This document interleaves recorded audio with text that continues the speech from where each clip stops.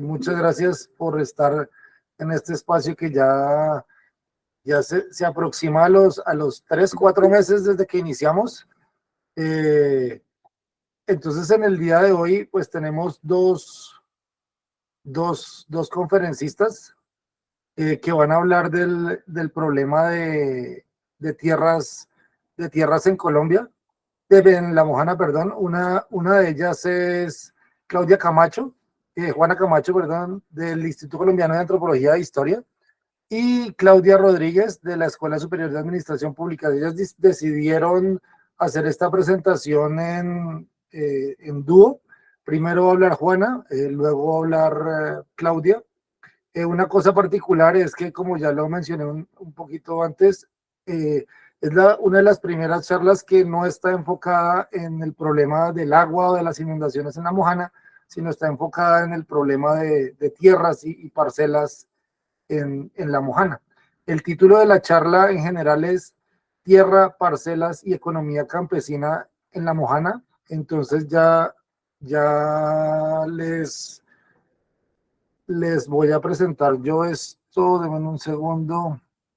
Por favor, me avisan. Esperen, yo empiezo a compartir.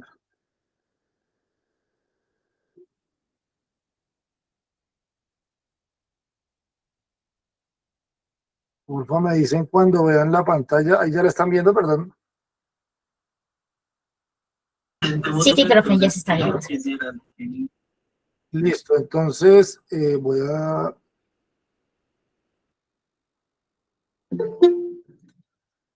Entonces, adelante, Juana. Bueno, pues en primer lugar, muchísimas gracias, Jorge, por esta invitación. Buenos días a todos y todas. Este seminario académico que incluye voces y experiencias diversas sobre una región que pues, ya sabemos que está sobrediagnosticada, pero nos sigue desafiando, ¿no? En términos de un conocimiento experto, técnico, local, pero también la imaginación creativa y la voluntad política para pensar y actuar en función del bienestar de la gente y del ecosistema. Es desafortunado que este seminario, digamos, se presente en medio de una crisis prolongada centrada en el agua y el movimiento del agua, porque es cierto que no podemos pensar La Mojana sin el agua, pero La Mojana también es tierra, y no podemos entender la región sin mirar la interacción de esos dos elementos, y sobre todo desde las dinámicas de ocupación, uso, apropiación y propiedad de la tierra. Entonces, como dijo Jorge, de la tierra es lo que vamos a hablar hoy con Claudia Sofía Rodríguez. Vamos a esta charla conjunta y yo voy a empezar presentando un poco el contexto y luego seguirá Claudia con un trabajo mucho más específico sobre la economía parcelaria. Entonces, si puedes pasar la siguiente, por favor. La concentración yo voy a leer porque no soy tan buena improvisando, a diferencia de las personas que me han antecedido. Entonces, la concentración de la tierra en La Mojana ha sido ampliamente reconocida. La menciona Strifler en su libro sobre el río San Jorge, el abogado Alejandro Reyes en el libro sobre la hacienda ganadera en Sucre, el sociólogo Falsborda en la historia doble de la costa, y hasta García Márquez describe a la mamá grande como una matrona dueña de las aguas corrientes y estancadas, los caminos vecinales, la vida y las haciendas bajas, de las tierras bajas del Caribe. La inequidad en la tenencia tampoco ha sido ajena para el Estado. Fuentes institucionales señalan que en La Mojana, el Gini de tierras rurales, es decir, el índice que mide la desigualdad de la distribución de la propiedad, está entre el 0,81 y el 0,87, muy cerca del Gini nacional, que es uno de los más altos en América Latina. En una región donde la economía depende del sector agropecuario, esta desigualdad está estrechamente relacionada con los altos niveles de pobreza, necesidades básicas insatisfechas, desempleo e inseguridad alimentaria de La Mojana. Siguiente, por favor. Sin embargo, La Mojana está llena de sorpresas y de historias de las que hay mucho que aprender si uno tiene el tiempo y la voluntad de escuchar y valorar los conocimientos y los procesos locales. Siguiente, por favor. Y justamente en San Marcos, entre 1989 y en 2002, y bajo la ley de reforma agraria, reforma social agraria y otras leyes agrarias, el Instituto Colombiano de la Reforma Agraria, INCORA, adjudicó a 226 familias pobres y sin tierra cerca de 4.000 hectáreas de 5 grandes fincas entre el río San Jorge y el Caño Mojana que no cumplían la función social de la propiedad explicitada en la Ley 200 del 36. Los predios entre el INCORA, los terratenientes propietarios, y eso todavía es al aire, y los líderes campesinos apoyados en algunos casos por la Asociación Nacional de Usuarios Campesinos, ANUC. ¿Qué hicieron las familias campesinas con la tierra y cómo lograron construir una comunidad campesina autónoma y una economía agraria próspera? Eso es lo que vamos a contar hoy. Voy a empezar con algunas viñetas sobre la historia de las parcelas, que nos hablan también de la historia social de la Mojana, y luego Claudia Sofía va a presentar su análisis económico con mayoría. Siguiente, por favor. Entonces, decir que este trabajo nace de una investigación antropológica sobre la experiencia de las familias parceleras con la tierra, que se complementó con una investigación sobre economía campesina de Claudia Sofía. Metodológicamente empleamos entrevistas, encuestas, recorridos por las parcelas para escuchar y recoger de primera mano los testimonios y las voces de la gente. Siguiendo. Y todos los resultados fueron, siguiente por favor, Jorge. Todos los resultados fueron presentados y discutidos en cada comunidad y en una cartilla que recoge la memoria de esta historia social del paisaje y el esfuerzo de la gente parcelera. En últimas, este trabajo y esta presentación es una reflexión sobre el poder de la tierra y por qué dar tierra a quienes no la tienen es importante para reducir la pobreza, mejorar las condiciones de vida de la gente, fortalecer y dignificar la economía y reducir la violencia. También es una referencia para pensar de manera crítica las complejidades, límites y desafíos de las políticas de reforma agraria en el país. Siguiente.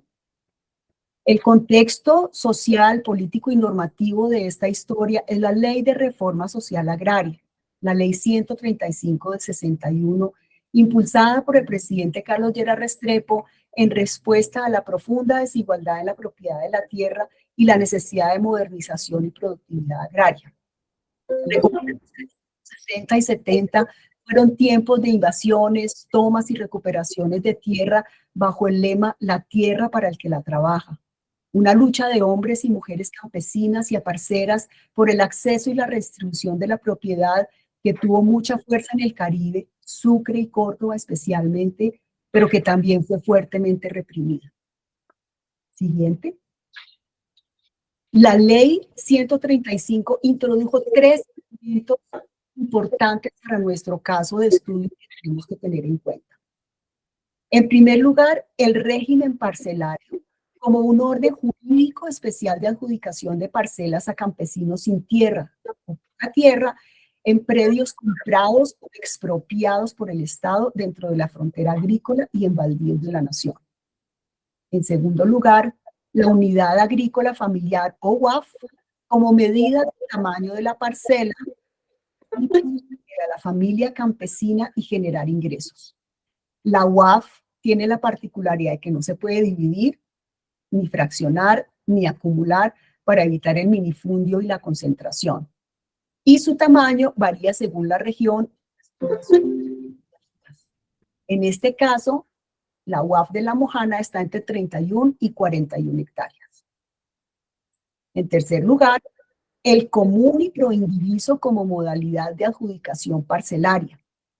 En esta forma de copropiedad, el Estado entrega a un grupo de beneficiarios un título global con una resolución común para todos, pero dentro del cual cada familia tiene el derecho a una parcela de propiedad individual o familiar en este caso.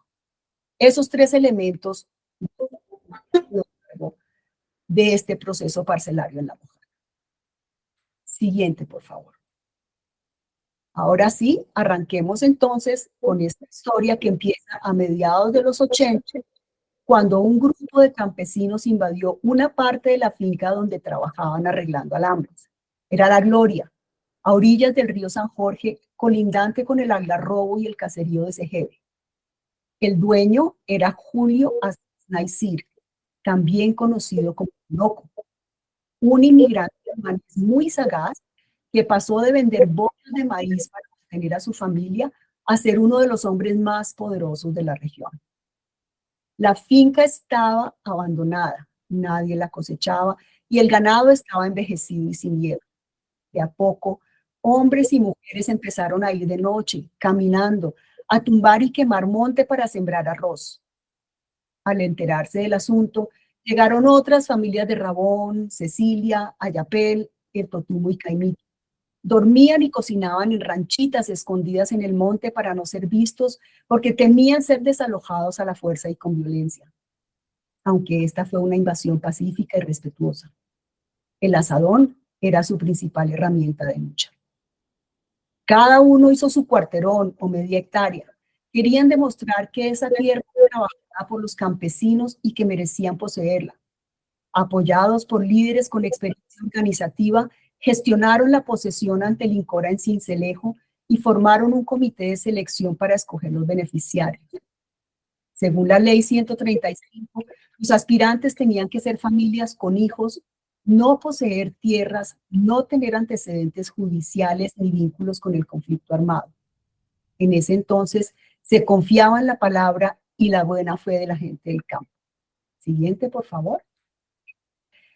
Cuando los funcionarios del INCORA fueron a inspeccionar la finca, vieron que los tales invasores eran familias trabajadoras y que la solicitud era justa y verdadera. Poloco no estaba muy contento con la idea de vender, pero vio que podía ser un buen negocio. Por esa época, la presencia de distintos grupos guerrilleros, EPL, FARC, ELN, que robaban ganado, extorsionaban y secuestraban, hizo que muchos propietarios abandonaran las fincas y la tierra perdiera valor. En la compra, por ley, el Estado debía subsidiar el 70% del valor de la finca y los beneficiarios pagaban el 30% con un crédito de la área pagadero a 15 años. Al cancelar la deuda, se reclamaba el título familiar, se registraba en una notaría y en la oficina de registros públicos para legalizar y formar la propiedad. Sin embargo, la ley era clara en la venta de la parcela durante los 15 años siguientes a la adjudicación, del fin de estabilizar en el territorio y que se vieran los frutos de la inversión y el trabajo. El común y proindiviso servía a ese propósito porque los predios no se podían desaprobar sino hasta que todos tuvieran el título y se pusieran de acuerdo para hacerlo. La parcela se adjudicó a la pareja, gracias a la Ley 30 del 88 que reconoció el derecho de las mujeres a la propiedad de la tierra. Una vez posesionados, los nuevos propietarios delimitaron sus predios, tumbaron el monte, sembraron el callo de plátano, la mata de yuca, el palo de mango y pararon el rancho. Por ser un predio tan grande, junto con las parcelas se dejaron espacios en común para la escuela y las vías y demás. Además de los reglamentos del INCORA, se establecieron normas y acuerdos para el uso de las áreas comunes, para la convivencia y la resolución pacífica de conflictos. La adjudicación se demoró 4 años, pero la espera valió la pena. Las familias que persistieron dicen que la tierra les ha dado todo, desde la comida hasta el estudio de los hijos. No venden porque quieren dejarle un futuro a los hijos y nietos para que ellos también puedan disfrutar en la gloria. Siguiente, por favor. La segunda parcela, la segunda finca parcelada fue Monosolo, también en la margen derecha del río San Jorge, colindante con el Torno Monterrosano y la Salvadora. El dueño era Alfonso de la Espriella, un ganadero y agricultor de Cereté que la alquilaba en verano a ganaderos de las sabanas cordobesas. El arroz y el maíz solo se cultivaban a la orilla del río porque había muchos zapales y humedales. La finca estaba embargada y el Espriella se la ofreció a la Lincora para parcelarla. Con la ayuda de un vecino, convocó a familias conocidas de San Marcos, en su mayoría parejas jóvenes con hijos pequeños, para que solicitaran la adjudicación. Al venderla, se desembargó la finca y el Lincora envió topógrafos y agrónomos para medir los lotes. Unos quedaron a la orilla del río, otros en la ciénaga, monte cerca de Caño Mosquito y el resto a la hacienda El Torno por el Camino Real Ganadero. Siguiente, por favor. Cada familia levantó su rancho y se encargó de su pan coger, sus animales y la siembra de maderables. Algunos buscaron criar ganado en compañía de Filadelfo Monterrosa, un vecino muy rico. El ganado requiere menos mano de obra, se puede mover en caso de inundación y da prestigio. Otros, en cambio, veían más rentabilidad en el arroz a pesar del riesgo e hicieron préstamos con intereses altos para sembrar. Pero al demorarse la cosecha y no poder pagar la deuda, terminaron entregando la tierra al prestamista o la vendieron. Unos pocos arrendaron una parte del predio a personas de afuera y varios dejaron tierras en comunidad para el paso del ganado y de la gente a la ciénaga. La servidumbre es un derecho que no se niega, aunque se debe pedir permiso por respeto. Trabajar en oficios varios fuera de la finca ha sido una alternativa en caso de necesidad, pero para tener una finca productiva, diversa y rentable hay que invertir en trabajo familiar. Los originales que quedan en Monosolo consideran la parcela una bendición. Hayan vivido a gusto sin cerrar la puerta por miedo al vecino, a los amigos de lo ajeno o a las fuerzas oscuras. No la venden porque en la tierra los jóvenes tienen una oportunidad de vida y de futuro.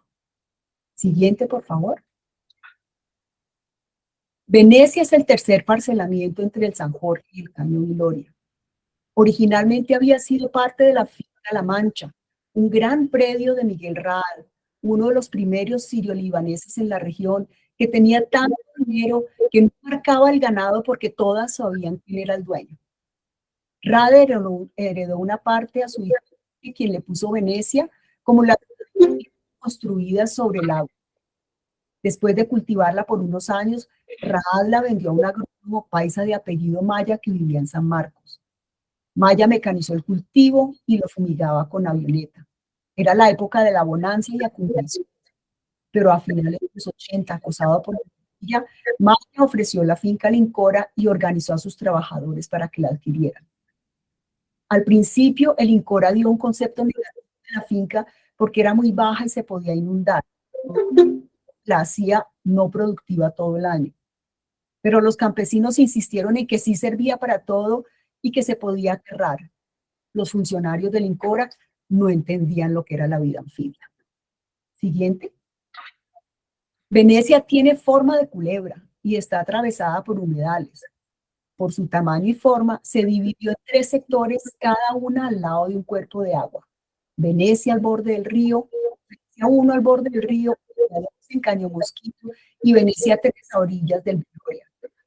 Según la ubicación de los predios, los beneficiarios acordaron que algunas parcelas fueran más grandes que las otras, aunque todas tienen partes altas para la vivienda y bajos para el arroz.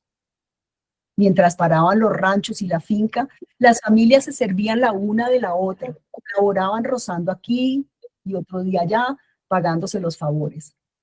El principio era, yo lo cuido a usted y usted me cuida a mí. Las parcelas parecían un pueblo, porque las familias eran numerosas, los niños jugaban y había fiestas y baile de nuevo. Todo era sano. Al dividirse en 3, la gente se dispersó y ahora cada uno está en lo suyo. Al igual que en los demás parcelamientos, los reglamentos del Lincora y los acuerdos de la comunidad de palabra han sido claves para la convivencia y la seguridad de la propiedad. Por ejemplo, la prohibición de hacer créditos que comprometan la tierra de los compañeros luego de que un beneficiario puso el individuo como prenda en un crédito a nombre de la comunidad y no pagó la deuda. Los parceleros tuvieron que contratar a un abogado para defender los predios que les embargaron y al deudor le tocó cancelar la deuda individualmente. Siguiente, por favor. Pegada a Venecia está La Mancha. Miguel Raad la nombró el canal que separa Inglaterra y Francia. Raad le heredó una parte de la finca a su hija y a su yerno, Carlos Hayer, que la tecnificó con arroz y sorgo para vender en San Marcos, Montería y Sahagún. Pero a principios de los 90, la finca estaba abandonada por razones de orden público. Asesorados por líderes de la NUC, un grupo de campesinos aprovechó para solicitar al INCOR dueño. Al completar el negocio y hacer los deslindes, también se dividieron en 3 sectores como en Venecia, unos frente al río, otros en el medio y los demás en el Caño Viloria cerca de la Gloria. Todas las familias recibieron la misma cantidad de tierra, pero algunas parcelas quedaron divididas en 2 partes por la forma del terreno. La ANUC tuvo en cuenta a las mujeres madres y jefes de hogar porque sabían que una parcela sería como un marido para ellas y sus hijos. La Mancha fue la primera y única parcelación que se organizó como una empresa comunitaria con apoyo del Estado para pagar el 30% del valor del predio. Como mandaba el INCORA, pidieron un préstamo a la Caja Agraria y otro crédito de 172 millones para crear la empresa y cultivar 200 y pico hectáreas en comunidad. Todos los parceleros eran socios de la empresa y tenían que trabajar colectivamente en el cultivo para pagar la deuda y en la construcción de la carretera para sacar el producto. La obligación era aportar un día de trabajo semanal. Siguiente, por favor. El INCORA hizo la veeduría de la contabilidad, pero no dio acompañamiento, ni asesoría técnica, ni mercados para la comercialización. Igual, los parceleros sembraron arroz con la ilusión de cosechar en abundancia. Contrataron maquinaria, compraron semillas certificadas y aplicaron agroquímicos. Los suelos estaban frescos y abonados y el cultivo se veía sano y hermoso, pero llegó el fenómeno del Niño y se perdió la mitad de la cosecha. Luego del fracaso con el arroz, iniciaron en compañías de ganado con vecinos ganaderos ricos para pagar la deuda acumulada. Sin embargo, volvieron las inundaciones y el agua no solo acabó las principales fuentes de ingreso monetario, sino el pan cojero. Aunque no se recuperan totalmente, tener parcelas es tener vida, independencia y alegría. Para las mujeres significó que ya no tuvieron que irse a trabajar en casas ajenas, lejos de la familia. Siguiente, por favor. El último parcelamiento, Campanito, Nueva Colombia, también perteneció a La Mancha de Miguel Raad. Este es un predio dividido en 2 por el San Jorge, Campanito en la margen izquierda y Nueva Colombia en la derecha. Antes de pasar a manos campesinas, la finca fue de la hija de Raad y su esposo, que aunque vivían en Barranquilla, la pusieron a producir en pleno.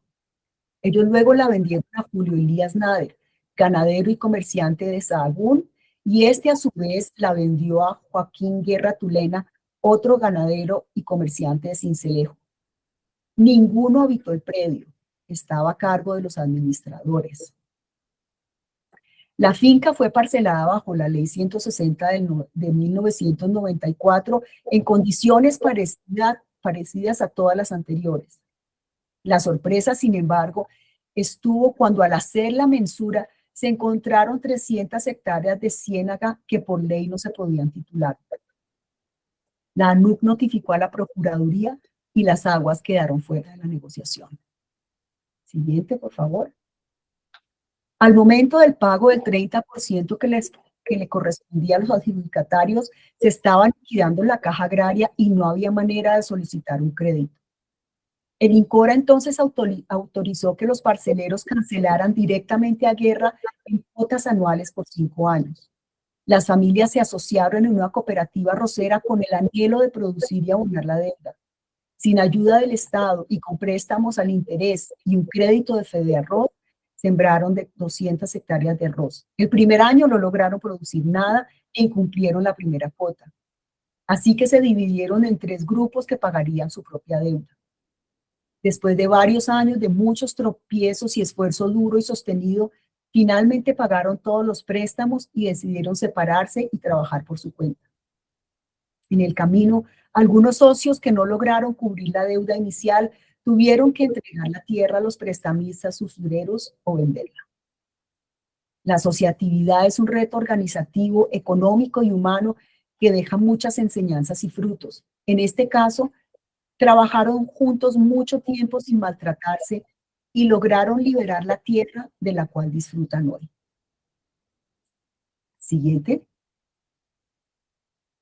En este recorrido general y simplificado por los parcelamientos del río San Jorge, que nos aproxima a un proceso de construcción de una sociedad, una economía y una territorial campesina a partir de la compra y adjudicación estatal de tierras ociosas, en donde el trabajo familiar y colectivo de las familias diversificó la producción, valorizó los precios y afianzó la función social de la propiedad. Es un recorrido que nos muestra también que la experiencia parcelaria es una buena ilustración de los desafíos de la implementación de la reforma agraria en condiciones socioambientales complejas como la Mojana, y así como las irregularidades, anomalías e improvisaciones en su implementación. Desde mi punto de vista, más que una reforma agraria, en la Mojana hubo un reparto de tierras, ya que no se acompañó de una provisión efectiva de sus servicios públicos, ni de un proyecto productivo o una estrategia de desarrollo económico y social que transformara las condiciones de inequidad y marginalidad de la región. Como lo señaló un parcelero, nos soltaron como gallinas y nos tiraron a vivir, pero nos rebuscamos y salimos adelante. De hecho, ninguna parcela estuvo acorde con el tamaño de la UAF para la Mojana. Todas estuvieron por debajo de esa cantidad. Aunque todavía hay mucho debate sobre la idoneidad y la relevancia de la UAF como unidad de medida, las familias lograron una importante eficiencia económica gracias a los suelos fértiles, el agua y el trabajo sostenido. Como lo va a mostrar Claudia ahora, a las que tienen un poquito más de tierra, sin embargo, les va mejor. Siguiente, por favor. Por otra parte, con respecto a la propiedad, la adjudicación indivisa evitó el fraccionamiento de la propiedad y protegió el patrimonio campesino del acaparamiento. Sin embargo, no impidió del todo la venta temprana de las parcelas mediante promesas o compraventas, que es la forma tradicional, o la adquisición de más de una UAF. Es interesante que a pesar de que en Colombia la propiedad individual ha sido el modelo a seguir, el esquema indiviso se volvió una forma aceptable y hasta ventajosa para comunidades que no siempre se orientan por una lógica individualista y privatizadora, sino que conviven con distintos arreglos de propiedad a partir de necesidades y negociaciones cotidianas, según sus propias interpretaciones de la ley, los usos y la costumbre. Así lo muestran los parceleros cuando se dejan tierras en comunidad o permiten los pasos de ganado hacia las fuentes de agua de acuerdo con el derecho consuetudinario al uso libre de bienes comunes como la ciénaga, el río, las orillas y los zapales, que son el soporte material de la dieta y la economía agropescadora. En este modelo de copropiedad, la delimitación de las parcelas familiares dentro del globo común desde el inicio fue importante para reducir la conflictividad entre vecinos. Tener claridad sobre lo propio y lo ajeno permite afianzar el dominio familiar, ejercer el derecho a la propiedad, construir una territorialidad y un sentido de lugar individual y colectivo a la vez. Un reto, sin embargo, para la concreción de la propiedad campesina, y en la que no entré en detalle en esta exposición, siguen siendo los engorrosos y costosos trámites administrativos y jurídicos, sumados a la tremenda ineficiencia estatal que impide la seguridad jurídica sobre la tierra. Con todo, en este contexto material y cultural, donde la tierra es la principal fuente de riqueza, estatus social y poder económico y político, haber logrado la tierra ha significado acceder a un recurso productivo, trabajar lo propio, asegurar una parte del abastecimiento y tener un lugar donde arraigarse. El respeto, el buen uso de la palabra, la risa fácil y el buen humor han sido importantes mecanismos para las violencias y los conflictos sin violencia. En estas épocas de tanta actividad institucional, la experiencia parcelera nos recuerda una vez más la distancia entre los diseños teóricos y burocráticos de las políticas y la realidad de los contextos sociales donde se aplican. Ojalá aprendamos de ellos. Y con esto, aquí termino y le doy la palabra a Claudia. Muchas gracias. Perfecto, bueno, un segundo, cambio la presentación. Oye, dice Claudia que se le fue la luz y el internet. Ah, no, ya está aquí. Bueno, Ya estoy acá. Tuve un problema con el internet, entonces por si alguna cosa, espero que todo vaya bien de ahora en adelante. Muchas gracias. perfecto. Entonces, por favor, Bueno, un segundo ok, Listo, perfecto. adelante, adelante, Claudia. Bueno, muy buenos días para todas, para todos. Yo les voy a hablar de la economía campesina en estos parcelamientos que Juana muy bien estuvo describiendo en la primera parte. Entonces, la siguiente, por favor.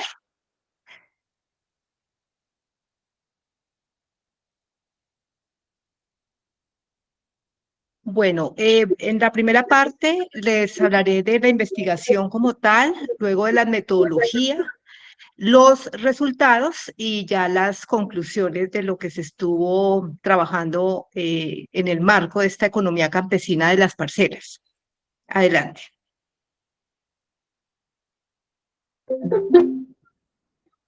Bueno, entonces, pues el objetivo de la investigación, ante todo, era demostrar que las economías campesinas tienen toda la potencialidad para superar la pobreza rural. De antemano les hablo, hice 3 zonas en Colombia, una de ellas fue los parcelamientos, otra también en Sucre y en San Benito Abad, y la otra en Boyacá. Me voy a referir en esta presentación a los parcelamientos con todo el detalle pues, de la información que se pudo encontrar. Lo primero que se hizo como cumplimiento del primer objetivo específico fue caracterizar los sistemas de producción de esos agricultores familiares y campesinos, determinar la incidencia de la entrega de tierras en la calidad de vida de esta población y también empezar a debatir las mediciones que hay de pobreza, particularmente la pobreza por ingresos, porque pues las mediciones del DANE se han quedado muy cortas en ese sentido y no han vislumbrado como toda esa heterogeneidad y esa diversidad que hay en las economías campesinas.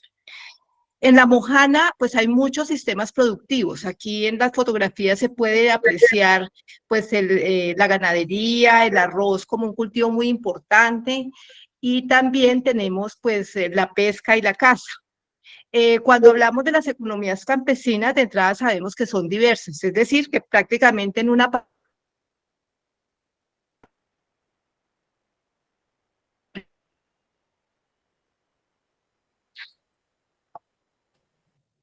No sé si se fue nuevamente la luz, Jorge. Parece, estaba pensando si era yo o era, pero parece que se fue. No es Claudia.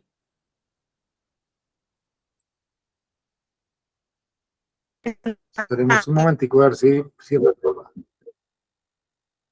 ¿Ya tiene la cámara prendida o pedirle si la tiene? Es que yo no veo, pero si la tiene apagada, prendida, que la apague para...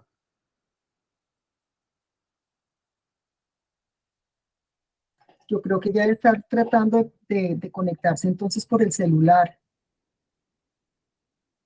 Sí, esperemos un momentico.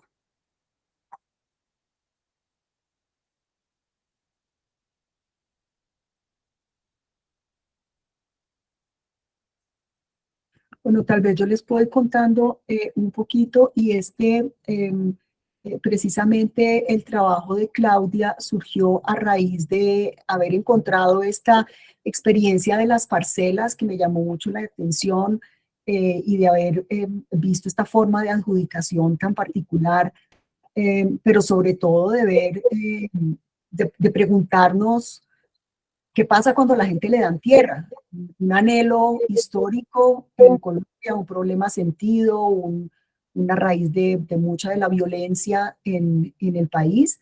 Y entonces, bueno, ¿qué pasa cuando a la gente le dan tierra y en estas condiciones?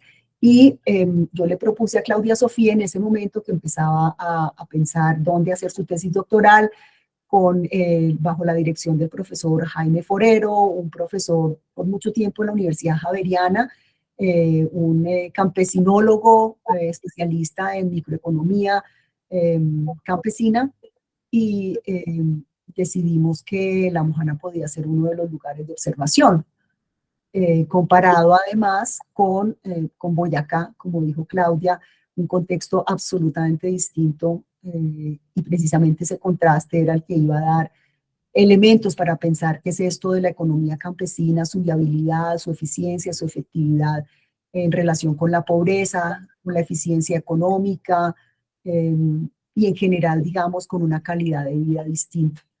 Entonces, el trabajo de Claudia ha sido muy importante porque ella de manera muy juiciosa hizo una encuesta enorme, súper detallada, yo creo que más detallada que las del DANE, y se sentó con cada familia parcelera en los parcelamientos a aplicar la encuesta y luego a sistematizarla.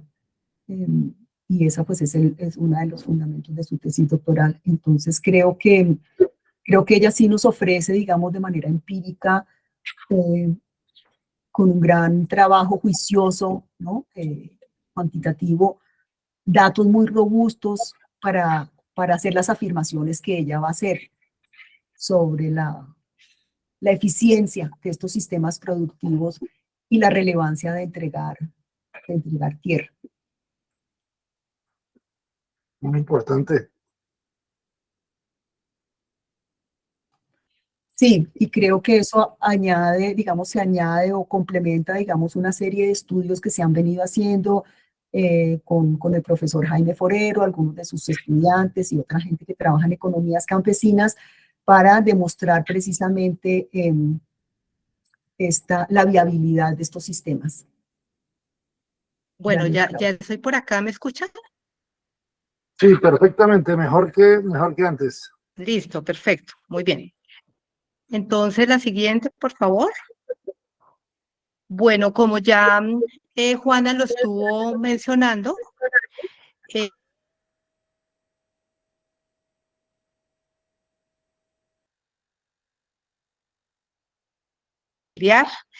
también, pues para la investigación tuvimos en cuenta la unidad agrícola familiar de la zona. Ya lo explicaba Juana que la unidad agrícola es aquel tamaño de tierra que le permite a la familia vivir, más o menos, pues de acuerdo con la normatividad vigente, está alrededor de 2 salarios mínimos legales vigentes mensuales. La UAF en Colombia pues se calcula de manera diferente, entonces en Boyacá puede ser de 9 hectáreas, un tamaño de tierra que permita, digamos, tener esos 2 salarios, pero en la Mojana pues ya es un poquito más, estamos hablando alrededor de 40 hectáreas. Esto, pues, de alguna manera, pues, se debate un poco este cálculo. Nosotros lo trabajamos con la normatividad que en ese momento estaba vigente. En ese momento se están calculando las UAF de otra manera.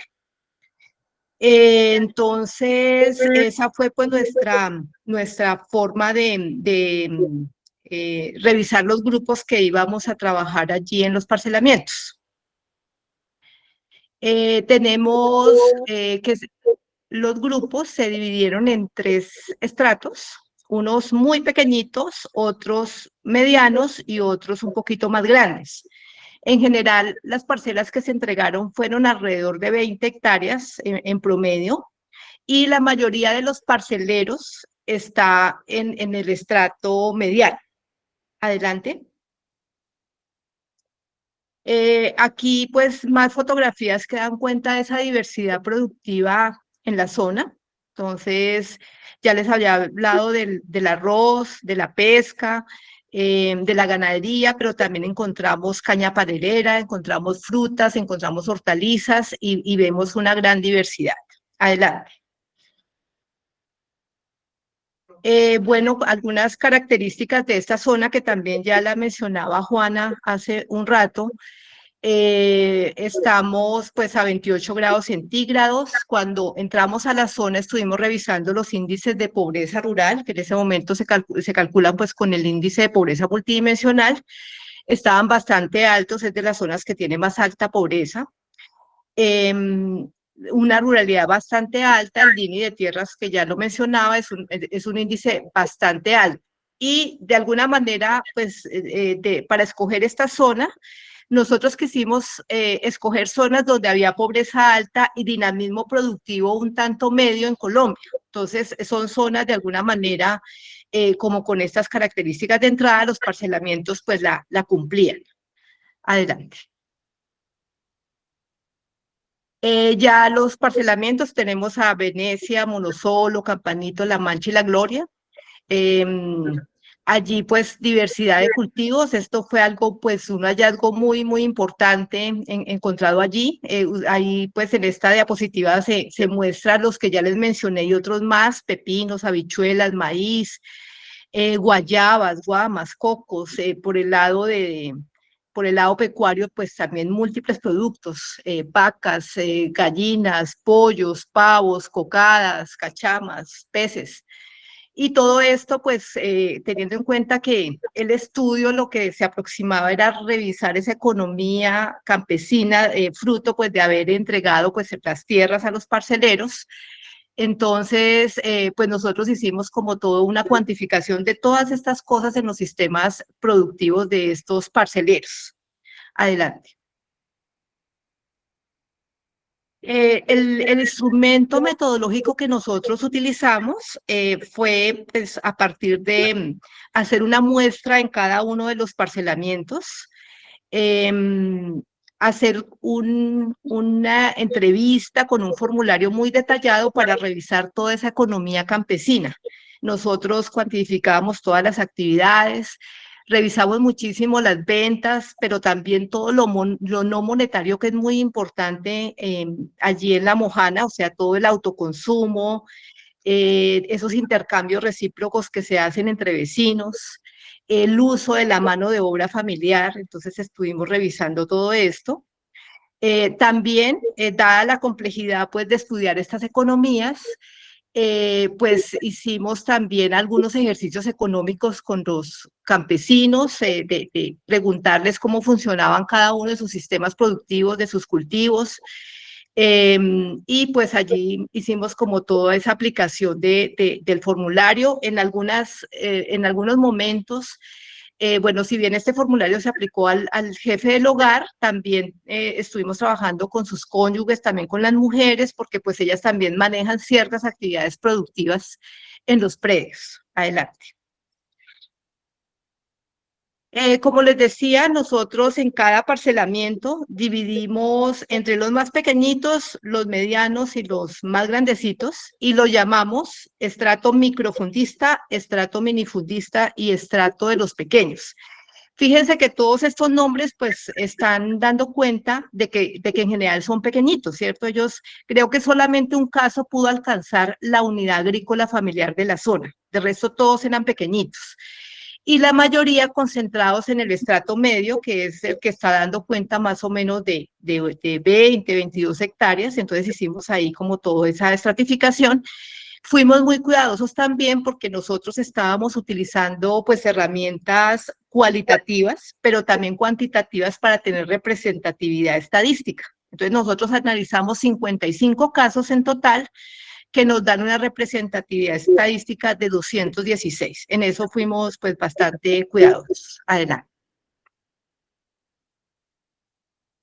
Bueno, el formulario tenía múltiples preguntas que nos daban cuenta pues de esa economía campesina, desde caracterizar a los hogares en cuanto a la composición, cuántos son, escolaridad, el acceso a la tierra, relaciones con las instituciones, asociatividad, revisar todas las actividades del autoconsumo, de las ventas, como ya les decía anteriormente, la huerta la analizamos en detalle, todo lo que se generaba allí en estas unidades productivas. Y con toda esta información, nosotros definimos unos indicadores que ya les voy a hablar para dar cuenta de esos resultados, de cómo les iba económicamente a ellos y cómo de alguna manera, pues con esas valoraciones, ellos superaban la pobreza medida por las estadísticas también del DANE. Entonces tuvimos en cuenta la pobreza por ingresos, en el sentido de tener como el recurso para cubrir esas necesidades básicas en términos de alimentación, pero también de otras cosas más adicionales que nos cubre la línea de pobreza, como vestuario, transporte y otras cositas más. Entonces todo esto pues se analizó con ese formulario que se hizo pues de la mano de hacer unas entrevistas muy detalladas con los campesinos, de ir a sus predios, de revisar las cosas, fue una interacción muy interesante con ellos. Adelante. Bueno, aquí está, dentro de lo monetario, ventas, la contratación de mano de obra cuando lo hacen, créditos, alquiler de maquinaria, y en lo doméstico analizamos el trabajo familiar, el autoconsumo, los intercambios recíprocos, y pues hicimos como todo el detalle de eso. Para analizar los casos, nosotros trabajamos con estadísticas como promedios, pero también trabajamos con medianas. No me voy a detallar porque digamos, saber que nos fuimos por la mediana, por la media de todos los datos, pero bueno, hicimos como todo eso, ya les muestro los resultados.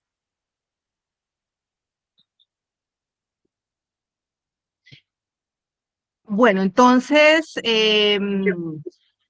también cuando estuvimos en las parcelas, nosotros pues tuvimos que recurrir muchas veces a llevar pues carteleras y todo eso para poder explicar un poco todo lo que estábamos trabajando. Entonces por aquí, ahí les estoy mostrando como algunos instrumentos que utilizamos en campo para poder hacer, digamos, todas las cuantificaciones, íbamos a los parcelamientos, mostrábamos, retroalimentábamos. Entonces por aquí algunas carteleras de las que en ese momento de la investigación llevamos a campo para mostrar pues todo lo que se iba a hacer. Adelante. Bueno, y también pues se hizo pues la entrega de los datos, ya como lo explicaba Juana, en cada uno de los parcelamientos al final también hicimos toda la entrega de información, y la retroalimentamos para ya poder validar pues esos informes finales de la investigación. Adelante. Adelante. Bueno, entonces empezamos con los resultados. Lo primero es que pues nosotros hicimos toda una valoración de lo que estos campesinos están produciendo en sus parcelas, en sus fincas. Y entonces esto lo llamamos como el ingreso de las fincas, que en términos también para la investigación se llama el excedente familiar de producción. Es lo que la finca de alguna manera está dando, lo que la parcela de alguna manera está dando. También valoramos cuando ellos hacen jornales, porque en las economías campesinas ellos producen en sus parcelas, pero también en algunos momentos hacen jornales. También ellos tienen actividades no agropecuarias, mototaxismo, tiendas, otra cantidad de actividades, la caza y la pesca. También algunos rentan la tierra. Por otro lado, pues reciben subsidios, pensiones y remesas por parte del gobierno nacional. Y hicimos toda esa valoración en general para esos tres estratos que les hablaba. Algo, digamos, un hallazgo muy importante de la investigación es que el ingreso que producen las fincas y las parcelas es el mayor ingreso que ellos tienen y está en unos niveles bastante altos. Prácticamente se puede decir que estamos como del 80, 90% y en algunos casos el 100% es del ingreso derivado de esa parcela. Las otras actividades pues son importantes, pero pues tienen un mínimo porcentaje. Entonces, pues esto nos da cuenta de que pues esa entrega que se hizo en su momento de tierras, nos está dando pues lo que se estaba esperando en términos de esa calidad de vida que puede generar el hecho de tener tierra para producir. Adelante. Otro de los hallazgos fue saber que ellos tienen una gran diversidad de cultivos. En general, en casi todos los, en total en los parcelamientos, en cada finca, en cada parcela, ellos tienen más o menos 13 productos diferentes. Y entre más grandes, pues ellos tienen más, entre más grande es el predio, en el estrato un poquito más grande, pues tienen mayor cantidad de productos. Entonces, esto pues lo denominamos la diversidad cultivada. Ahí también pues incluimos tanto cultivos como todas las actividades pecuarias que se dan allí. Y pues esto es también algo muy, muy relevante, y entre más tierra tienen, pues más diversidad está. También encontramos algunas parcelas que pueden tener hasta 20 productos diferentes. Entonces, ahí está este indicador. Adelante. Bueno, como también nuestra investigación estaba muy orientada a saber si con lo que se producía en la finca se superaba esos niveles de pobreza medido por ingresos, como ya les mencioné, esa línea de pobreza normativa que tiene el DANE en ese momento. Entonces nosotros lo que hicimos fue, bueno, ¿cuánto está produciendo esa parcela? ¿Cuánto es la línea de pobreza de acuerdo con el tamaño del hogar que está allí? Y en cuanto ese excedente, pues les permite superar pues, la línea. Entonces, en general, en los parcelamientos la superan en un 1.7, es decir, superan la línea y tienen un 70%, también un poquito más del ingreso allí. Y ahí vuelve y sale pues lo relativo a la tierra, y es que entre mayor tamaño tiene el predio, dada esa diversidad de actividades, pues les va mucho mejor. Cuando hay predios pequeños, pues no alcanzan a superar pues esa línea de pobreza. Y aquí pues también quiero indicarles pues que por qué hay predios pequeños y todos más o menos fueron como de 20, 22 hectáreas que el gobierno pues les entregó. Algunos tuvieron por necesidades en su historia que vender pues parte de su parcela, entonces sí encontramos unas parcelitas pequeñitas, pero esto pues muy poquito, solamente como 9 casos, y también encontramos unos casos que ellos compraron otros pedacitos más, entonces por eso se hace más grande el predio. Entonces, entre mayor tamaño, mayor superación. Entonces, en general, digamos, todo el estrato que tiene mayor cantidad de tierra, que en este caso es el de pequeños, en el 100% de los casos está superando la línea de pobreza medida de acuerdo pues con las especificaciones del DANE, ¿no? Entonces, esto es algo bastante importante. Adelante. Bueno, otra de las cosas que analizamos es pues revisar las ventas y el autoconsumo que tienen estas parcelas. Ellos tienen, no sé, 3, 4 productos para las ventas y el resto es para el autoconsumo de sus familias. En esta gráfica estarían, digamos, en todos esos punticos que ustedes pueden apreciar allí, estarían ubicadas cada una de las fincas que se analizaron. Y aquí, en esta gráfica, sí voy a integrar a las otras zonas de Colombia que estudié. Como les decía, es otra allá en esa misma zona, que es en el municipio de San Benito Abad, y otra en Boyacá, que es el municipio de La Capilla. ¿Por qué las integro? Porque es que resulta que los datos empiezan a variar dependiendo de las zonas. Bueno, entonces acá ya les voy a explicar. En el eje vertical, o sea, la línea vertical que hay allí en la mitad de esta gráfica, tenemos el autoconsumo. En la parte superior tenemos autoconsumo positivo y de la mitad para abajo, pues, no, digamos, no hay autoconsumo. Y en la parte horizontal tenemos las ventas. Hacia la derecha, mayores ventas, hacia la izquierda no tenemos ventas. Entonces, cuando nosotros estamos hablando de economías familiares, de economía de estos agricultores, lo que uno está esperando es que tengan un balance entre ventas y autoconsumo para las familias. Y ya analizando pues las tres zonas que se hicieron, los parcelamientos son los que dan el mejor resultado en términos de ese equilibrio de esas dos cosas, tanto de las ventas como del autoconsumo.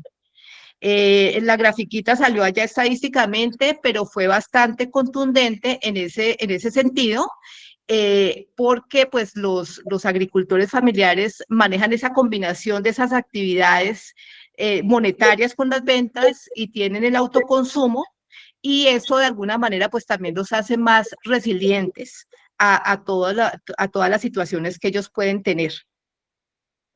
Más la siguiente.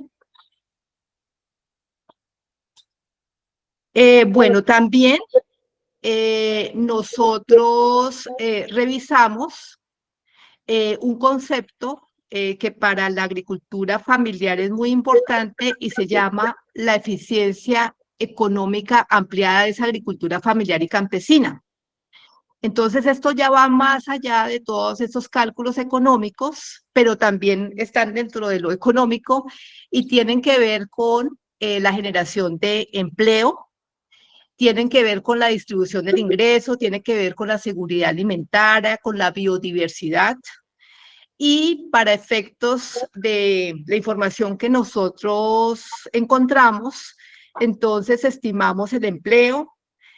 Por el lado de la seguridad alimentaria, otra vez, pues aquí sale el autoconsumo como algo muy, muy importante. Entonces, ¿qué tanto de la producción que tiene una parcela en un mes, en un año, se autoconsume? Digamos, en términos monetarios, cuánto ellos consumen para las familias. Y también analizamos otro indicador que se llama la autosuficiencia alimentaria aparente. Y este indicador lo que hace es relacionar ese autoconsumo que ellos tienen con la línea de pobreza extrema. La línea de pobreza extrema es ese ingreso que me permite adquirir una canasta básica de alimentos. Entonces, si enfrentamos estos dos, y pues entre que este indicador es más alto, eso está dando cuenta de que de alguna manera ese autoconsumo nos ayuda a suplir esas necesidades alimenticias. Entonces ese fue otro de los indicadores. Lo denominamos aparente porque pues no sabemos un poquito si allá hay un equilibrio en la dieta y todas esas cosas, entonces por eso le colocamos la palabra aparente. Otro de los indicadores es la no vulnerabilidad en el ingreso, y esto tiene que ver con que con esa multiplicidad de productos que ellos tienen, ellos de alguna manera tienen cantidad y tienen diversidad. Entonces, esto pues sale con un indicador y entonces se combina y lo que nos da es que ellos de alguna manera manejando la cantidad y la diversidad de productos, ellos de alguna manera también son un poco más resilientes. Y también estuvimos revisando el arraigo que ellos tienen con la tierra. El arraigo pues está relacionado con que de alguna manera, entre mayor arraigo, pues ellos de alguna manera tienen mayor bienestar, ¿sí? En el sentido de querer estar en sus parcelas y querer estar trabajando por allí. Bueno, adelante. Bueno, ya entonces vamos con el primero, en cuanto al empleo. El empleo de la agricultura familiar, o sea, de la mano de obra de la familia, pues en general en La Mojana tienen un alto uso de su mano de obra familiar, en un 91%, y en general, digamos, los micro, los más pequeñitos y los que están en el estrato mediano, pues les va muy bien, pero ya los pequeñitos, pues de alguna manera empiezan a contratar porque pues el tamaño de tierra lo amerita, pero en general el resultado global es que ellos están utilizando en un 91% esa mano de obra familiar, que es lo que se espera cuando de alguna manera se está entregando pues las tierras. Adelante. Bueno, en lo que tiene que ver con el autoconsumo y esa importancia del autoconsumo, allí en la Mojana Sucreña y para los parcelamientos, el nivel de autoconsumo es bastante alto, lo tenemos en un 43%. Había un dato para Colombia que se ha calculado, que digamos que es referente, el dato que se tiene para Autocolombia es como el 18%. Y pues aquí encontramos un 43% de autoconsumo, lo cual es algo muy, muy relevante y muy importante para estas economías. En cuanto a la autosuficiencia, lo que les decía, cuánto ese autoconsumo de alguna manera nos alivia esa canasta de alimentos. De las 3 zonas estudiadas en Colombia, la de los parcelamientos fue la que dio el mejor resultado en términos de esa autosuficiencia alimentaria generada por esa diversidad de productos y de cultivos que ellos tienen allí en estos parcelamientos. Adelante. También revisamos la diversidad cultivada y ya lo había mencionado, tenemos en general en esta zona de los parceleros 13 productos diferentes, mucho más alto que en las otras 2 zonas analizadas en Colombia. Y para esta zona, revisando ya, pasando por todas las fincas, por todas las parcelas, con todo lo que ellos tienen en cada una diverso, encontramos 59 productos diferentes en toda la zona, ya digamos uniendo como todas las parcelas. Entonces, pues esto es bastante relevante, esa diversidad que tenemos allí de todo lo que se produce en esto. Y aquí pues está el cálculo de la vulnerabilidad en el ingreso, que les decía que está relacionando tanto la cantidad de productos como la diversidad, y los parcelamientos en los resultados son los que dan los mejores resultados. Les va muy bien con ese indicador.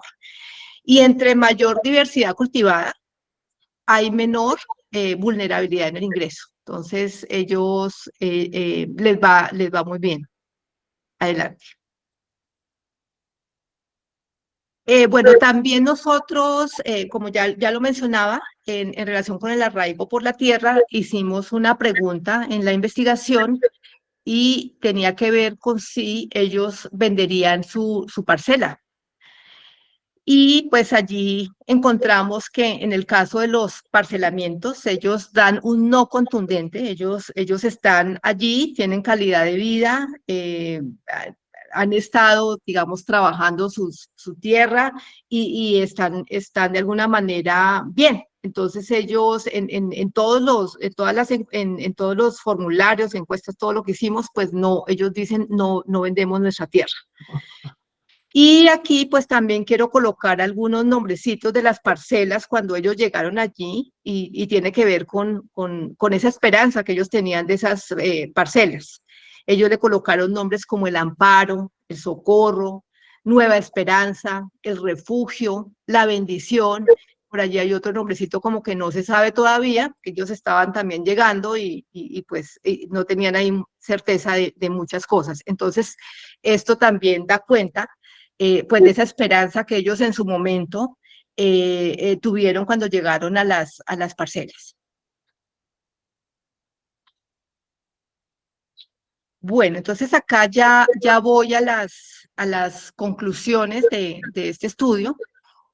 Y entonces, una primera conclusión es que definitivamente los ingresos agropecuarios, o sea, lo que viene de todos sus cultivos y de todas sus producciones, es lo más importante allí. En ese momento, pues hay unas teorías que nos hablan de la nueva ruralidad y nos dicen que en el campo ya en ese momento no hay actividades me ha hecho actividades agropecuarias, pero aquí pues se demuestra todo lo contrario. Y tenemos que el ingreso agropecuario es muy importante. Para Colombia también, cuando uno revisa las estadísticas nacionales, Colombia pues es un país donde el ingreso agropecuario es todavía muy, muy importante, inclusive analizando a nivel con las estadísticas del DANE, ¿no? Entonces acá esto nos da cuenta, pero pues los resultados son bastante importantes. Lo segundo, que entre mayor disponibilidad ellos tienen de tierra, entre mayor tamaño digamos, de la tierra, de la parcela, pues ellos les va mucho mejor y están superando la pobreza pues mucho mejor. Entonces esto da cuenta pues de esa importancia de lo que en ese momento se les dio a ellos, esas parcelas, y cómo también de alguna manera pues a ellos se les dieron las parcelas, pero tampoco se les dio proyecto productivo y otras cositas más. Ellos simplemente tenían la tierra y tuvieron que generar estrategias para hacerlas productivas y para definir qué productos iban a tener allí, ¿sí?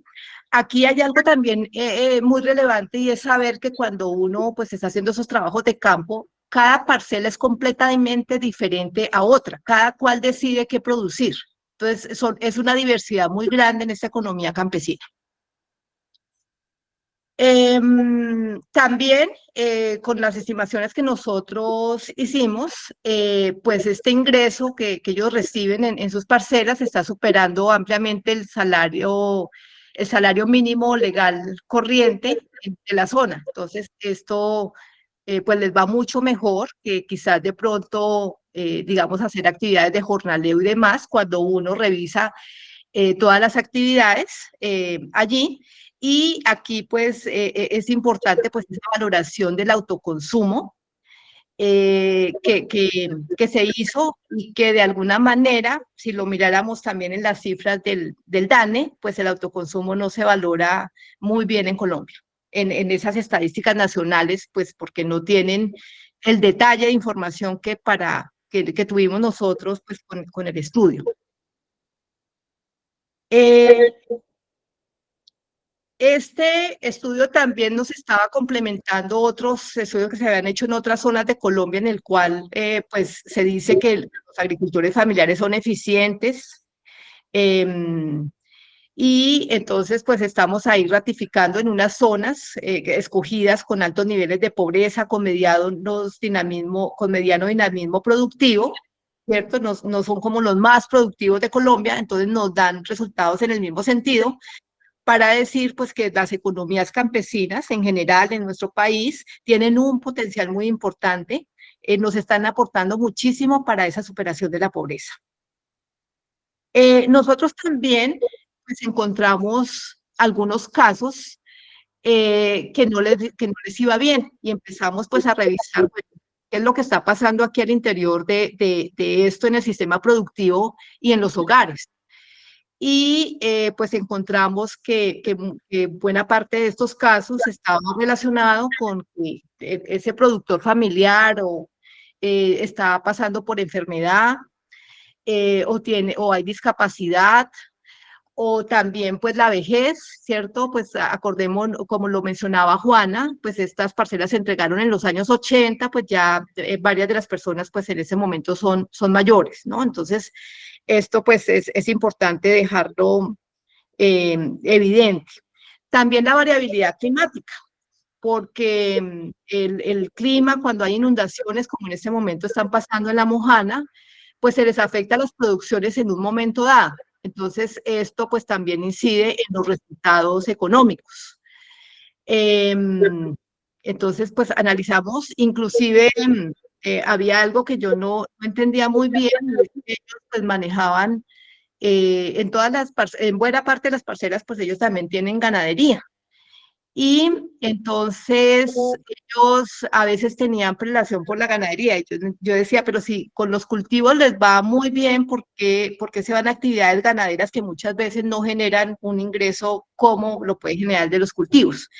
Entonces ellos explicaban que cuando hay inundaciones, pues ellos sacan el ganado, los llevan a las tierras altas. En cambio, pues los cultivos los pierden porque pues no pueden hacer nada. Entonces, pues era esas explicaciones que ellos nos estaban dando de todas estas estimaciones. Entonces, pues ahí también están estos casos que no les fue adelante. Bueno, uno de los resultados es que definitivamente las encuestas de hogares que están revisando o que calculan la pobreza por ingresos en Colombia, de alguna manera, pues no tienen en cuenta esa diversidad de estas economías, que hay necesidad de generar otros instrumentos en Colombia para medir la pobreza de una mejor manera, porque pues las preguntas que ellos hacen son sintéticas, no dan cuenta de esa realidad de estas economías, les preguntan más o menos como cuál fue su ganancia neta del año y con eso pues, hacen las estimaciones, es una pregunta sintética, pero pues aquí no se ve todas esas actividades y toda esa diversidad que se está dando allí. Entonces, esto fue algo muy importante y para esto pues también sacamos un artículo académico que en ese momento pues está en la revista Papel Político, donde hacemos todos esos cuestionamientos de las medidas. Es necesario pues definitivamente contar con mejor información en estas estadísticas nacionales. También la necesidad que ya pues varios estudios lo han dicho y pues en ese momento hay algunas aproximaciones a esto de generar un sistema de protección social para la población campesina, que de alguna manera pues los ayude cuando hay enfermedades, cuando hay discapacidad, ya más adelante en la vejez. Entonces, pues esto quedó muy claro en el estudio también. También sistemas de protección para las afectaciones climáticas, de alguna manera de protección en el ingreso, seguro. Hay necesidad de implantar esos sistemas, porque pues ellos en algún momento pues están muy bien, pero en otro momento llega la inundación y se les afecta absolutamente todo. Ellos pues han sido muy buenos en diseñar estrategias, pero pues igual esto es bastante grave, bastante complicado. Aquí también pues estamos ratificando esa importancia de esa agricultura familiar y campesina que tienen un equilibrio en actividades domésticas, como ya las mencionaba, el autoconsumo, la solidaridad, los intercambios que se manejan por allí, y el mercado pues con esas actividades que tienen que ver con las ventas. Entonces, sobresale como digamos, esa economía tan diferente a lo que se da. De alguna manera, pues es muy importante y genera resiliencia y pues de alguna manera no se ha estudiado mucho y se resalta pues esa importancia. Y aquí hay algo también muy importante y es que ya revisando, pues, por ejemplo, el autoconsumo, la mano de obra familiar en estas zonas que son apartadas, que son deprimidas, esto es fundamental para la supervivencia de las familias. Si ellos no tuvieran esas fincas, esas parcelas, pues no tendrían esos productos. Ellos muchas veces casi que dependen del autoconsumo. Ya lo mencioné anteriormente. La estadística nacional que se tiene por unos estudios que se habían hecho en Colombia, estamos hablando del 18%, pero aquí en los parcelamientos pues alcanzan un 43% de ese nivel de autoconsumo frente a los demás productos del hogar. Adelante. Creo que ahí terminé. Entonces, eso es. Muchas gracias. Muchas gracias, Claudia. Les dejo de compartir y pues ahí empezamos a dar la palabra. Muchas gracias a Claudia, muchas gracias a Juana. Entonces Luis Quinto Burgos tiene una pregunta. Adelante, Luis. Hola Jorge, buenas, ¿cómo están? ¿Me oyes bien? Sí, señor, lo escuchamos perfecto. Hombre, tú siempre con estos conferenciantes extraordinarios que tú traes que lo dejan a uno desarmado, que no tiene uno ni qué preguntar, hombre. Qué bueno por Claudia y por Juana. A mí me llamó la atención algo que dijo Juana al inicio de su presentación, porque yo he investigado sobre el tema. Yo soy de Ciénaga de Oro, aquí a 70 kilómetros de San Marcos. Y Juana mencionaba a don Julio Naisir, un señor que cuando yo llegué a San Marcos, porque yo tengo 6 meses de estar por San Marcos, hoy escuché que al señor le decían poloco, pero yo no lo asocié con el bollo que en Ciénaga de Oro, un bollo que lo hacen en Ciénaga de Oro desde tiempos inmemoriales, que le llaman poloco al bollo dulce de maíz. Y yo investigué por qué le decían así. Entonces decía, pues es que una familia Polo, a principios del siglo XX en Ciénaga de Oro, vivían de eso. Y entonces cuando el señor de la casa, el señor Polo, salía por las mañanas gritando bollo, bollo, la gente decía, ahí viene Polo el loco con los bollos, por ahí, de ahí vino el nombre.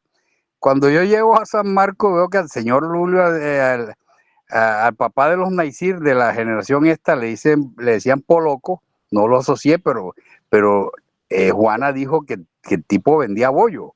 Entonces está interesante el tema. Voy a investigar para ver si el origen viene por ahí, porque yo no veo fábrica de bollo, de ese tipo de bollo en San Marcos.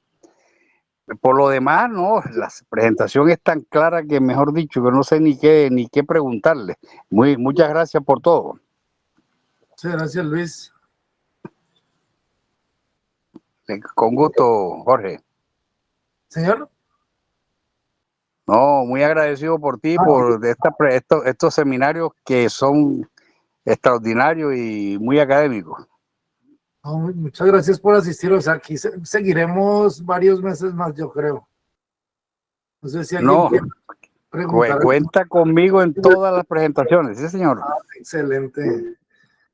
El ingeniero David Trujillo tiene una pregunta. Hola, buenos días. Muchas gracias a Juana y a Claudia por la charla, qué interesante. A mí me sigue causando mucha curiosidad del concepto de la UAF. Quería saber, o sea, la forma, si tienen conocimiento de cómo se calcula esto y cuáles son los insumos para calcular el tamaño de la UAF en diferentes zonas del país y que varíe entre zonas. Yo supongo que hacen un cálculo de cuánto puede producir una hectárea de tierra mensualmente y eso le extrapolan a lo que pueda necesitar una familia.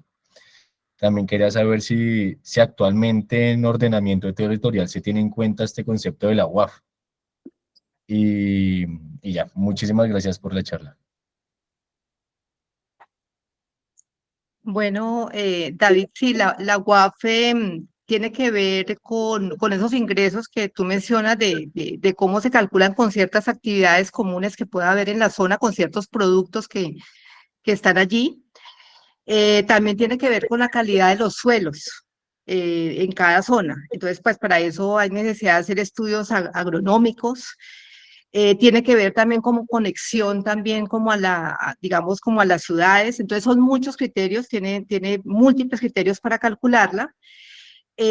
Nosotros estuvimos trabajando con la UAF de acuerdo con una resolución que se llama la 041 del 96 y el acuerdo 02 de 2009. Entonces, por allí, pues como lo mencionaba, pues para cada lugar en Colombia, cada zona, pues hay una UAF. Inclusive algunos lugares, dependiendo de si son altos, bajos, pueden tener alguna diferencia de UAF, digamos, en un municipio, inclusive, dependiendo de cómo colinda, puede tener ahí como una intersección de UAF diferente. Les decía, por ejemplo, Boyacá puede tener una UAF de 8 para producir pues aproximadamente lo que mencionábamos para su calidad de vida, como 2 salarios mínimos, pero si nosotros nos vamos a los llanos puede ser una extensión mucho más grande, de acuerdo con todos esos criterios que son múltiples de todo tipo, en agronomía, en economía, en conexión y en muchas cosas. Entonces, eso. En este momento, la UPRA está calculando la UAF en Colombia, que en ese momento creo que tienen ya otra metodología nueva, esa no la trabajamos nosotros porque pues el estudio ya fue hace 3, 4 añitos que hicimos nuestro trabajo de campo mucho más, 5 años. Entonces, ellos en ese momento tienen otras, digamos, otra metodología para el cálculo.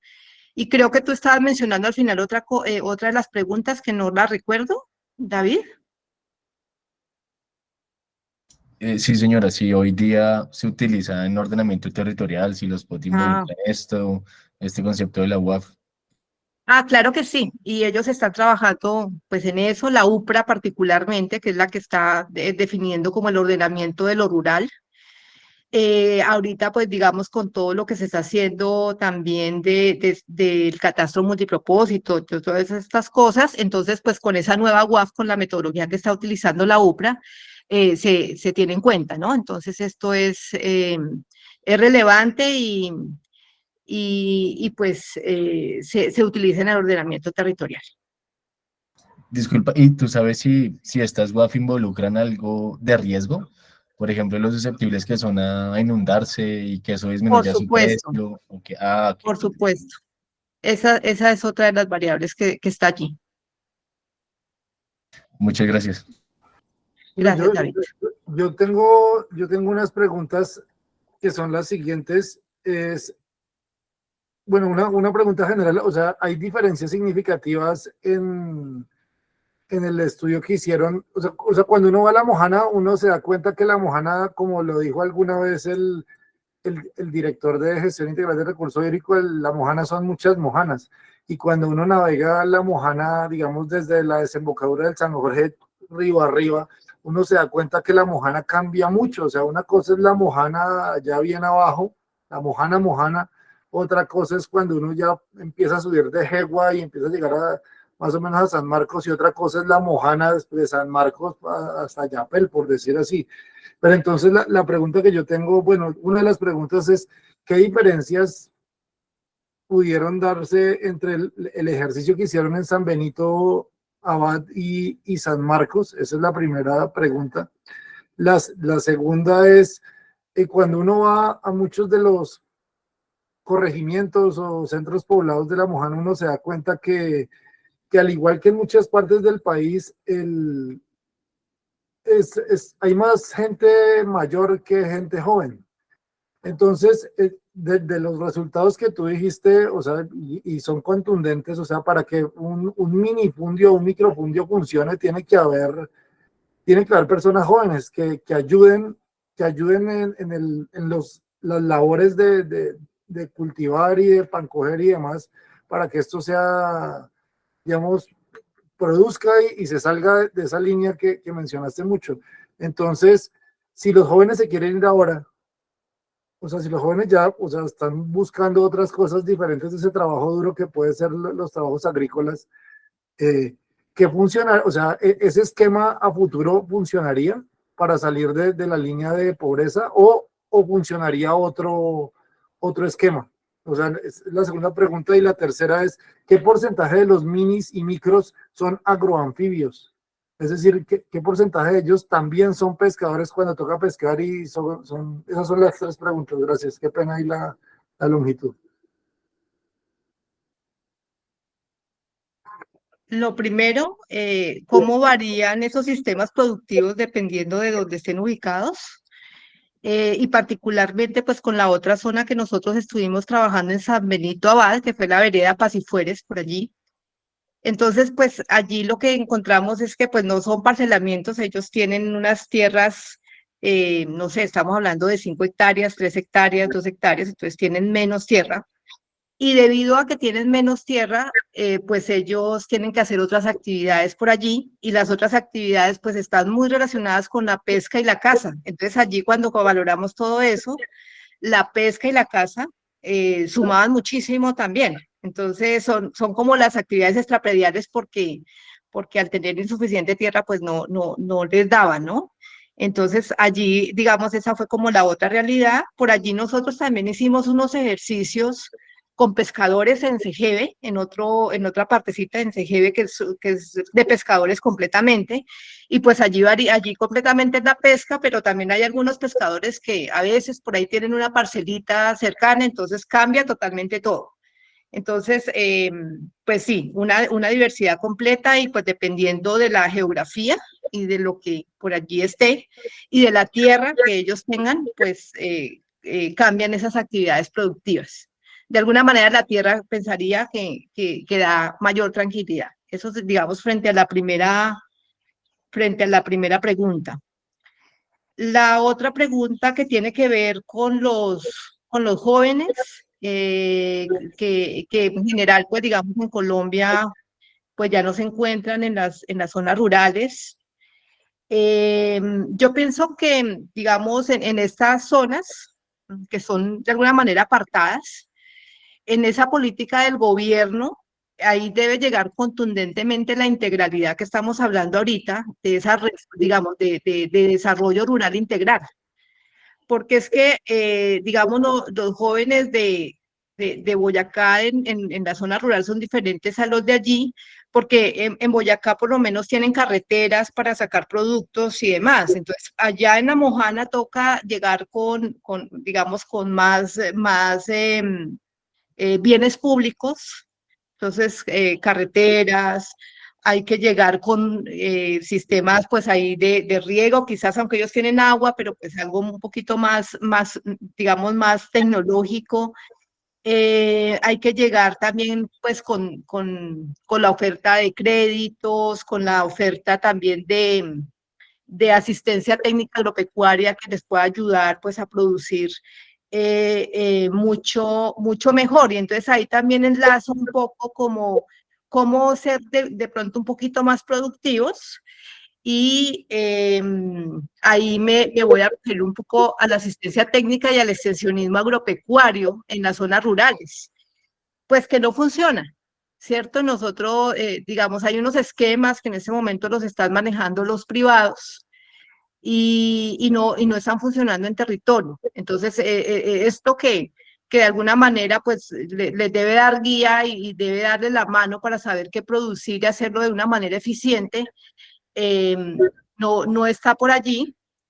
Y pues también quizás muchas de estas actividades también lo hace la cooperación internacional, que llega como con algunas cosas, pero pues no se hace seguimiento, no se sabe qué pasa entre todas esas actividades. Entonces pienso que ahí hay necesidad pues de mayor contundencia estatal y de forma integral, porque pues lo rural se desarrolla integralmente y más en esas zonas deprimidas.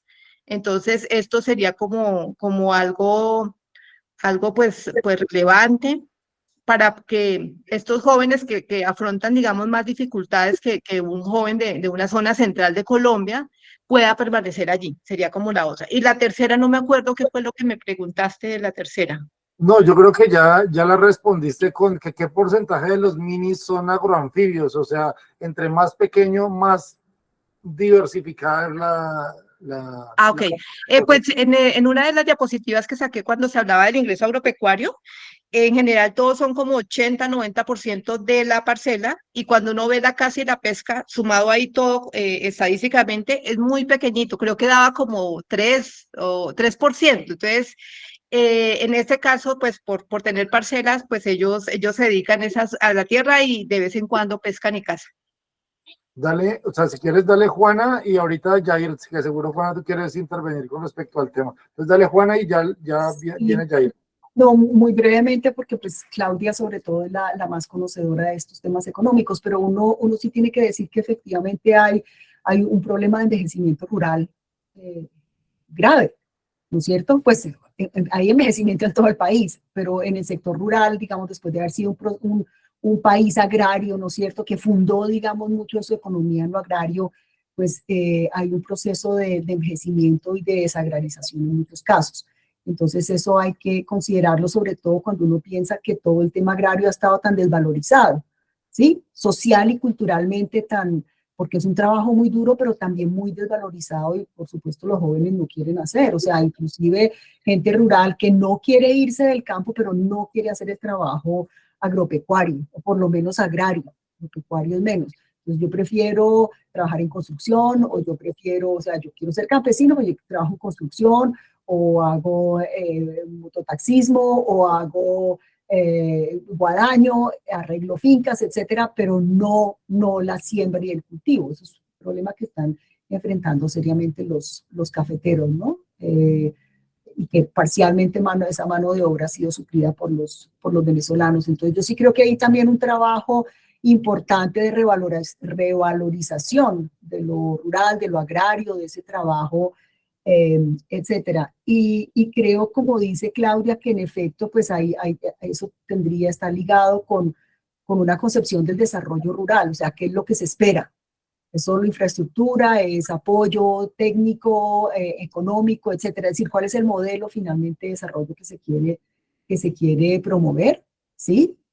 Cuando muchas de las políticas van dirigidas es sobre todo a los grandes, a la agroindustria, etcétera. Inclusive en este gobierno, por más que hay todo un trabajo alrededor del tema campesino, la reforma agraria, de todas maneras hay un énfasis muy importante en la agroindustria. Es un tema de escala también. Y finalmente yo creo que esa es una pregunta que nos remite a esta idea de la mojana como una despensa agroalimentaria. Digamos que uno la oye en la historia, ¿no? Históricamente se ha hablado desde hace mucho tiempo de la mojana, hay muchas de las intervenciones de desarrollo y las iniciativas desde la pesca, el arroz, la palma, etcétera, han sido pensadas en función de su desarrollo como una despensa agroalimentaria, pero la pregunta es si se ha logrado o no se ha logrado, o cuál es la despensa, o quién va a proveer, ¿sí? Si ni siquiera, digamos, los grandes productores lecheros o arroceros terminan siendo competitivos frente a los grandes productores del Huila y Tolima del Llano, por ejemplo, ¿no? Entonces creo que son preguntas gordas con respecto a una situación de estas economías, pequeñas economías campesinas, muy diversificadas, digamos que son muy claves para proveer los productos y los bienes y servicios que las grandes no logran proporcionar, pero digamos que hay que ponderar entonces dónde es que está esta intervención del Estado en la promoción y en el apoyo de estas economías. Gracias, Juana. Jair. ¿Qué tal? Buenos días. Mi pregunta iba por ese lado. Juana, te quería preguntar si han existido quizás tensiones entre los modelos de desarrollo rural como las zonas de reserva campesina o las zonas de desarrollo empresarial. Esa era una. Y otra, quizás, pues, desde el terreno, si ustedes han visto o han percibido que las propuestas de adaptación al cambio climático que tiene el gobierno han sido efectivas para las comunidades. Gracias. Muchas gracias. Mira, yo diría que, bueno, en La Mojana no ha habido zonas de reserva campesinas, están mucho más afincadas en zonas andinas e inclusive Piedemonte, Llanero, zonas de colonización, ¿no? Sin embargo, es interesante pensar que cuando salió la ley CIDRES, que es una de las figuras, ¿no?, de estas zonas de desarrollo empresarial que está contemplada en la ley 160 del 94, y que luego derivó en lo que se llamó las CIDRES, que eran zonas de interés, desarrollo económico, alguna cosa así. Uno de los primeros lugares que se planteó fue La Mojana. Y eso, digamos, en el momento en el que sucedió la gran inundación de 2010-2011. Pero precisamente, pues, por toda esta idea de la fertilidad de los suelos, ¿no es cierto?, gracias a los sedimentos de los ríos, etcétera. Sin embargo, la presencia del agua fue lo que impidió, digamos, que se continuara con esta idea de desarrollar CIDRES en La Mojana por digamos, la normatividad de protección de los cuerpos de agua.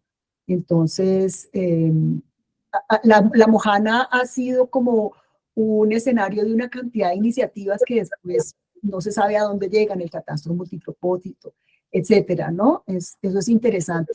Pensamos que está muy alejada, muy marginada y sin embargo también es como un laboratorio de muchas propuestas, incluidas estas de cambio climático, que a mí todavía me resultan, pues creo que puede haber cosas interesantes, pero creo que todavía estamos muy cortos en todo lo que hay que hacer alrededor de la misma idea de adaptación al cambio climático. Me parece un poco problemática, porque no sabemos cómo, y me parece que de todas maneras es insuficiente lo que estamos haciendo. Tampoco es que todo el mundo tenga respuestas, ¿no es cierto? Pero creo que se podría hacer más. Gracias, Juana. ¿Alguien quiere hacer alguna otra pregunta? A Mojana es difícil, ¿no? ¿Es un problema de agua, es un problema de tierras o un problema de... Emma, amiga, Hola, buenos días, tardes ya. Muchas gracias a las dos por sus intervenciones. Yo quería preguntarles de pronto, sobre todo a Juana, pero también a Claudia, ¿cómo ven ustedes el tema del cercamiento? Pues ahorita que tuvimos la oportunidad de ir a La Mojana en este proyecto de la plataforma, yo pues veía en medio de los ríos o de las ciénagas cercas, a medida como que pues que se va inundando todo. Y yo me imaginaba como, pues, cómo es ese proceso de que se seca y la gente pone cercas y después se inunda y la tierra como que se reduce. Y pues eso, pues, todas las nociones como, y las tensiones pues, las parcelas, pero también entre la ronda hídrica. Entonces yo quería saber, pues, si ustedes ven en eso, en el tema de las cercas, pues qué nociones no sé si, o sea, no sé si llamarlo acaparamiento, no sé si llamarlo, o sea, ¿ustedes cómo ven esa situación?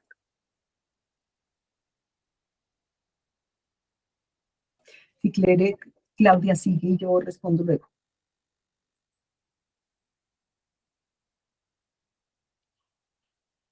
tienes el micrófono apagado, Claudia. En el campo, pues ellos me hablaban un poco de esas, yo estuve pues en una época en que todo estaba bien, excepto pues en algunas zonas, ¿no? Y ellos hablaban del pasado, de todo lo que habían vivido, y como lo mencionabas, pues tenían sus parcelas y de repente todo inundado. Entonces, pues me voy por digamos, como por el punto de vista quizás de los campesinos con los que yo trabajé. Pues ellos ante todo hablaban mucho en el caso, digamos, de colocar una cerca de un campesino, pues es proteger su parcela. Entonces ellos mencionaban en sus historias em, que ellos velaban en las noches, digamos, estaban allá con todo inundado y tenían ahí algo de tierra seca y estaban protegiendo mucho, pues, su parcela, ¿no? Entonces, quizás puede ser en ese sentido. Y también otras historias que contaban es que muchos de ellos pues se dedicaron también a pescar en ese momento y a tener, digamos, una actividad nueva. Inclusive hay algunos que hasta hicieron canoas, se dedicaron a hacer canoas, porque tenían la experticia también en ese sentido. Por eso, digamos, también lo anfibios, como ellos de alguna manera, pues, con esa denominación que tienen, pues que lo han manejado. Eso, digamos, desde el punto de vista de proteger y de lo que yo pude ver en las parcelas, porque pues no, yo no me orienté a revisar nada de sus fincas grandes, ni lo que estaba, digamos, muy grande, sino mi objeto en ese momento eran los parcelamientos. Inclusive pues en alguna de las zonas que tuve que ir, que son como las de atrás, que son las que más inundan, para llegar allí pues tocó llegar a caballo, con el caballo como a la mitad eh, digamos, con agua y también para mí que soy del centro del país, saber que una parcela se convierte en una laguna en algún momento, pues eso era algo que uno no se puede imaginar, pero que lo contaban y que lo viví en ciertos momentos. Entonces, ese es como el punto de vista de los parceleros. Yo le doy la palabra a Juana para quizás verlo como un poquito más amplio. Bueno, yo diría que con respecto al acercamiento depende de quién cerca y para qué. Esa sería lo que yo me preguntaría, porque bueno, la historia agraria en este país está llena de cuentos y la expresión misma de la cerca que camina, ¿no? Como una forma de apropiación ilegal de tierras, no solamente en La Mojana, sino en muchos otros lugares por parte de quienes podían precisamente comprar el alambre de púas y las estacas para ir cercando lo que estaba ahí. Entonces, en efecto, digamos, sí ha sido una forma de apropiación, de delimitación de tierra, apropiación en algunos casos ilegal, eh, pero Pero bueno, también como decía Claudia Sofía, pues es una forma de protección de la propia gente, o sea, la propia gente también ha tenido que empezar a acercar. Em, yo creo que algo importante aquí es qué significa la cerca también, aparte de la apropiación de un terreno, de un agua, etcétera, ¿no? Sobre todo estas aguas que emergen, que suben y que bajan, en ese dinamismo que es tan complicado de entender, que existen y no existen, y eso pues le hace uno preguntas sobre la propiedad. Yo tengo propiedad o no, si una vez está inundado y otra no, sobre todo en los bordes de ciénaga, de los ríos. Pero creo que una cosa importante es cómo la cerca, digamos, interrumpe unas formas de propiedad consuetudinarias, ligadas al uso común de ciertos bienes, públicos, digamos, ¿no? El acceso a la ciénaga, el acceso al río, el acceso al zapal, que finalmente no solamente son pues la base alimentaria de muchas de estas personas, sobre todo la que no tiene tierra, sino que eran unas formas de usar el territorio, de manera común, ¿no? Como bienes comunes, y de hecho, pues en la legislación, están protegidas, ¿no? Como tierras que no se pueden adjudicar, ni parcelar, ni privatizar, ¿no? Los playones, las sabanas comunales, su nombre lo indica. Entonces tiene que ver con todas estas nociones de la tierra, del uso del suelo, de la apropiación, de cómo se piensa la propiedad, de los derechos. Hay derechos, digamos, de la normatividad estatal, pero también la gente construye sus propios derechos, ¿no? Lo que se llama el derecho consuetudinario, de facto. Y yo creo que esa es precisamente una de las tensiones grandes que hay en, en, eh, en La Mojana, como en muchos otros lugares, y que bueno, que la cerca tiene implicaciones con respecto a esas prácticas, culturales, sociales, alrededor del territorio. No sé si con eso respondo tu pregunta, pero es mucho más allá, que simplemente encerrar. También se encierran ideas, se encierran movilidades, se encierran relaciones sociales. Muchas gracias a los dos. Bien, entonces ahora le damos la palabra a Joyce Mer. Adelante, Joyce Mer. Y luego María. Joyce Mer, tienes el teléfono, el micrófono, listo. ¿Sí me escuchan? Sí, señor, perfecto. Buenas tardes, mil gracias por la oportunidad. Bueno, mi nombre es Joismer Bernal.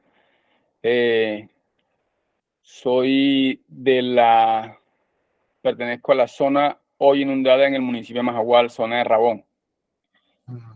Yo sí quisiera aclarar alguna cosita, y es respecto a que toda La Mojana no es un gran humedal. Así como La Mojana tiene humedales, La Mojana tiene tierras aptas para todo tipo de cultivos, entre los cuales puedo destacar el aguacate y el zapote, que son cultivos que no son compatibles con el agua.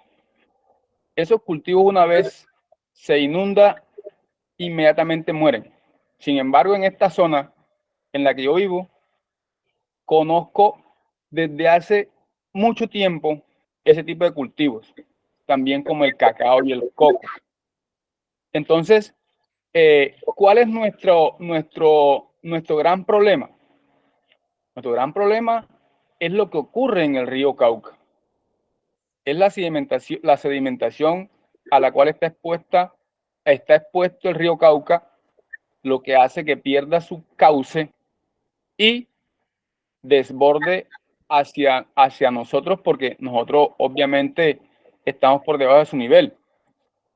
Pero reitero, el tema hoy de Caregato que nos tiene inundados desde el 2021. Pero por Caregato rompió en el año 2005 y eso lo controlaron. Y nuestros campesinos pudieron reactivar su economía. Podemos volver a sembrar esos cultivos de los cuales les estoy hablando, porque son terrenos que son aptos para ellos. Entonces, yo sí quisiera dejar claro ese tema, porque a veces se mira la Mojana toda como un humedal y que nosotros estamos condenados a que en todos los inviernos nos inundamos, y eso no es verdad. Eso no es verdad. Vuelvo y repito, el tema Caregato, hacían 17 años que nuestra gente volvía a sembrar el cacao, el coco, el aguacate, el zapote. Y de eso vivimos. Entonces, cuando en el ideario se muestra la Mojana como un gran humedal y que estamos condenados a vivir con el agua del río Cauca, no es justo con nosotros, porque somos una zona dedicada a la producción agropecuaria. Pero tampoco es cierto que es que la Mojana ha tenido canales naturales conectados con el río Cauca. Eso no es verdad, porque mi abuelo, que fue una de las primeras personas que vino por acá, por esta tierra, o el papá de él, y él siendo un niño hace más de 100 años, efectivamente decía que no conoció esos canales naturales de los cuales hoy se habla, y de que hubo momentos en que el río Cauca desbordó, pero en esos momentos era más fácil controlarlos porque no tenía la sedimentación que tiene hoy. Incluso lo hacían de manera artesanal, esos cierres. Entonces, por eso nosotros en la Mojana hemos sido muy enfáticos en que no se nos califique como un gran humedal, que todos los inviernos se hunde y todos los veranos salen.